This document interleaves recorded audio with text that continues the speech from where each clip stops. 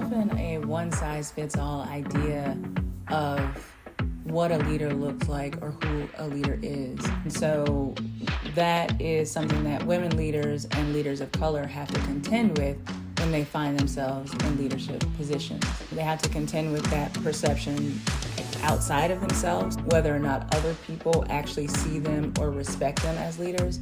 And they also have to contend with that idea inside of themselves, whether or not they actually have the belief or the image of themselves as a leader. That's why I think it's so important for new and emerging leaders, especially women leaders and leaders of color, to actively go about the process of defining their own leadership story.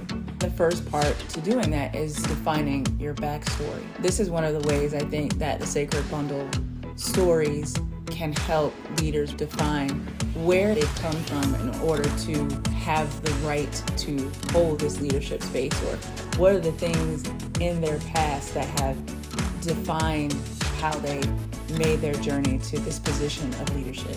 And going through that exercise is a way for women leaders and leaders of color to begin to replace those doubts in their own minds about whether or not they actually should feel comfortable in a leadership position. It also gives them the foundational elements of their leadership story. So by telling that backstory, it really primes the new leader to begin to be more strategic and more intentional about the other elements of their leadership story and the new chapters that they're going to create as a leader.